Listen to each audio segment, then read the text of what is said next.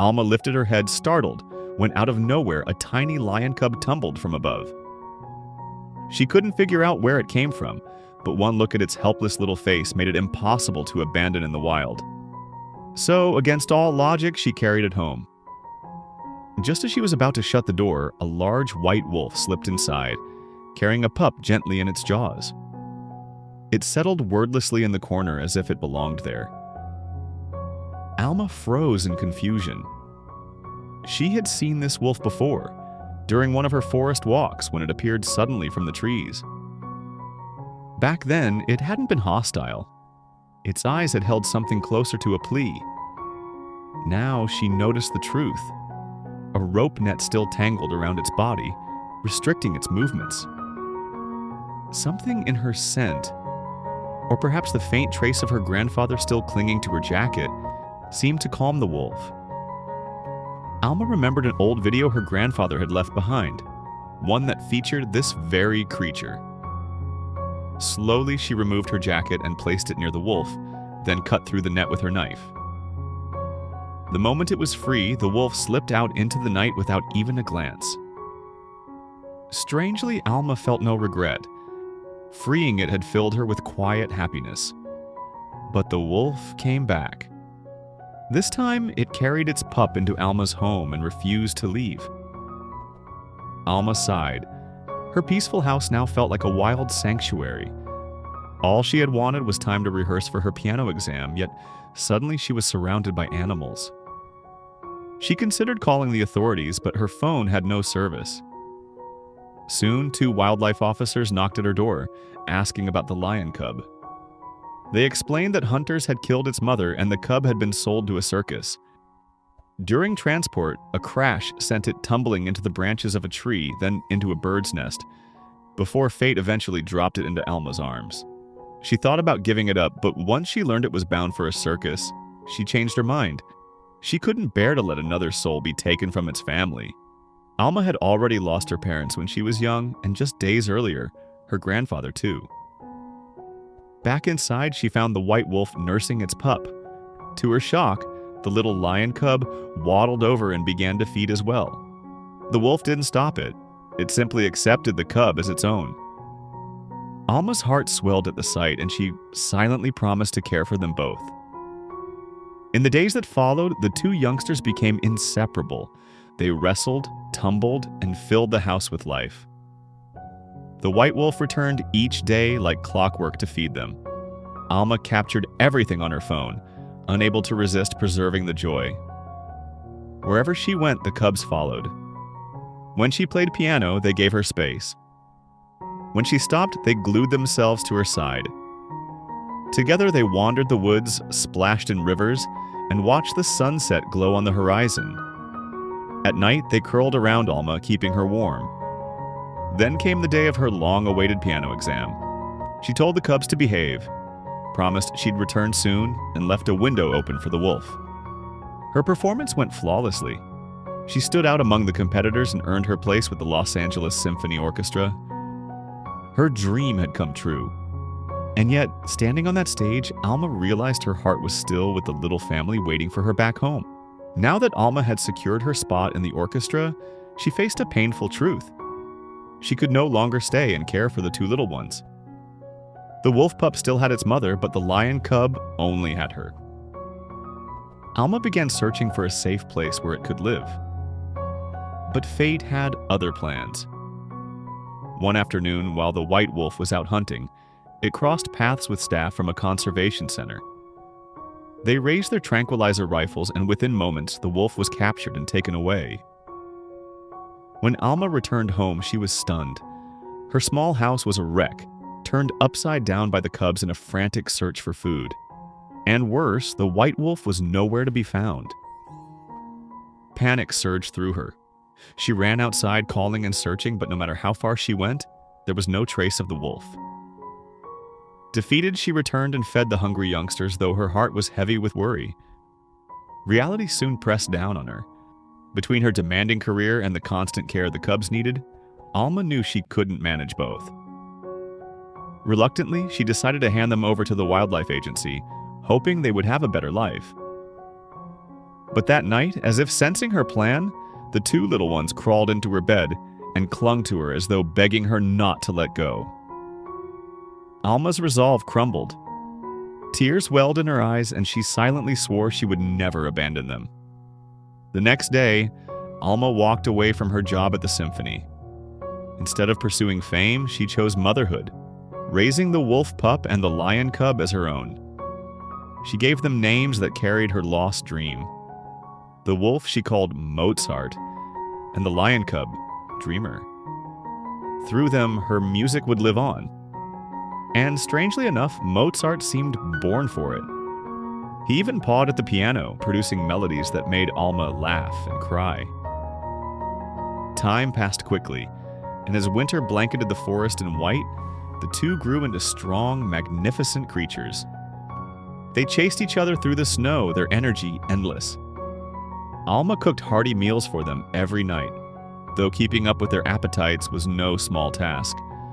Her grandfather Joe often came to help, but even he grew nervous around their sheer size. To ease his worry, Alma agreed to radio him every day so he'd know she was safe. When spring finally arrived, new dangers came with it. One day, a mother and daughter ventured onto the island to pick flowers. Mozart and Dreamer spotted them and bounded forward at full speed. Alarmed, Alma rushed to stop them, but she stumbled over a rock, struck her head, and collapsed unconscious. Mozart reached her first. Seeing Alma motionless, he panicked. Like a child who had broken something precious, he nudged and pawed at her, desperate to wake her. Dreamer soon joined, and the two circled her anxiously, their cries echoing in the lonely woods. But the island was isolated. No one came. As night fell, they curled against her, keeping her warm through the freezing dark hours. The next morning, Joe's voice crackled through the walkie-talkie. When Alma didn't respond, his worry turned to fear. He jumped in his boat and sailed to the island. Finding her home empty, he searched the shoreline.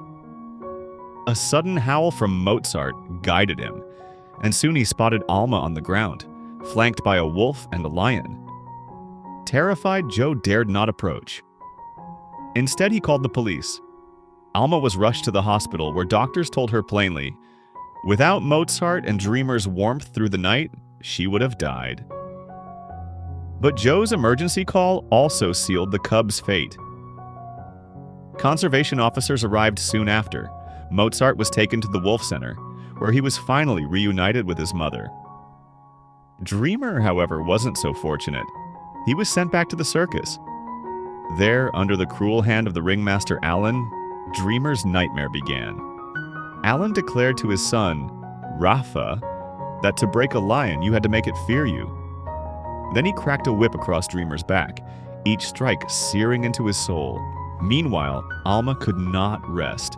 Her thoughts were consumed by Mozart and Dreamer. She left the hospital and pleaded with the police for their return, but they dismissed her, reminding her it was illegal to keep wild animals. Desperate, Alma sought out Eli, director of the Wolf Sanctuary. Eli reassured her that Mozart was thriving. He had reunited with his mother, his spirit finally free. Alma's heart eased at the news, though half of it still ached. Dreamer's fate weighed heavily on her. Deep down, she knew he must have been forced back into the circus. She swore to track him down, even if it meant crossing the world. As if fate was mocking her, the circus caravan passed near the Wolf Center that very day. From within its cages, Dreamer's roar split the air. Mozart recognized the sound instantly and cried out for his lost friend. The caravan rolled on without stopping, the cries fading into the distance. That night, something unshakable awakened in Mozart. He had made his choice. No cage, no fence, no rule would keep him from his brother. Digging beneath the perimeter fence, he slipped out of the sanctuary and ran tirelessly into the night. At last, he reached the circus grounds. Without hesitation, he began digging again, this time into the very heart of the place that had stolen his best friend. When Mozart finally reached Dreamer's cage, he froze. He had no way to open it. But giving up wasn't in his nature. Grabbing a stick, he tried to wedge it into the bars, pushing with all his strength. Seeing his effort, Dreamer pressed against the door from the inside, desperate to help. But the flimsy branch snapped, useless against the iron cage. The noise drew Alan's attention. Suspicious of Dreamer's restless behavior, he unlocked the cage to check. In that instant, Mozart lunged, knocking Alan flat on his back. Dreamer burst free, and together the two friends sprinted into the night. Their joyful reunion was wild. They wrestled, they tumbled, as if nothing could tear them apart again. Following familiar scents through the forest, the wolf and the lion searched for their way home. Hunger struck midway, so they slipped into a supermarket and feasted like kings. When the guards stormed in at the commotion, one glance at the chaos sent him fleeing to the security office to call the police. By then, Mozart and Dreamer were already gone. Meanwhile, Alma received word from Eli. Mozart had broken Dreamer out. The sanctuary's trackers showed Mozart's collar was still active. But now, it wasn't just the conservationists searching. The entire city's police force was on the hunt. And Alan, armed with a rifle, was back in pursuit. He soon spotted Dreamer drinking at the riverbank. He raised his gun to fire, but Mozart reacted instantly, charging to protect his friend. A dart whistled through the air and struck Mozart instead. It was a dose meant for a lion, far too much for a wolf. Terrified, Dreamer stayed by his side, calling out frantically. Alan ordered Rafa to toss the collar to erase the trail, but Rafa, torn by guilt, secretly kept it hidden under his shirt. Later, Rafa caught up with Alma and Eli in secret, leading them deep into the forest. But Mozart was nowhere to be found. Alma's desperation grew. Then, inspired by Rafa's words, she had an idea. Driving through the woods, she began playing her piano recordings. The notes drifted through the trees like a beacon. Dreamer heard it first. He raced out, eyes shining, and led Alma to an old cabin. There, Mozart stumbled forward, overwhelmed at the reunion. He covered Alma in kisses, pouring out all the longing he had held inside.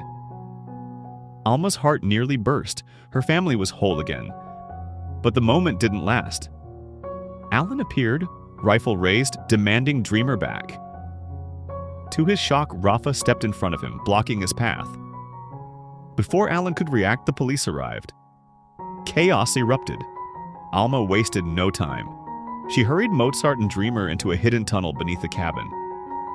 By the time officers stormed in, they had vanished. The tunnel spat them out through a hollow tree on the far side of the forest. Across the lake, Alma's island waited. If they could just make it there, they'd be safe. The police had no authority on that land. Alma urged them toward the water, her voice shaking. But Dreamer stopped. Instead of fleeing, he turned back and walked calmly toward the police.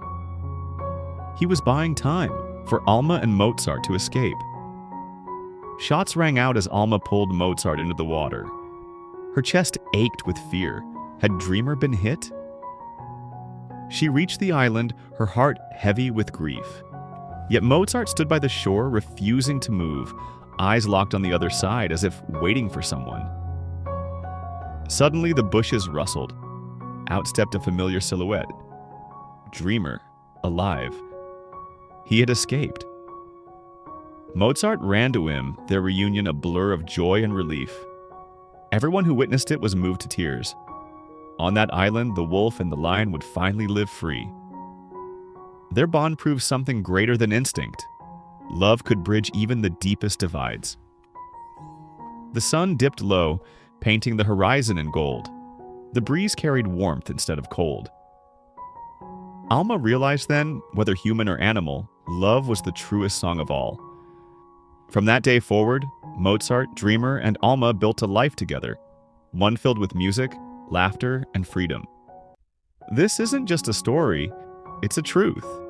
That love, pure and selfless, can make enemies into brothers, strangers into family, and the world into a home.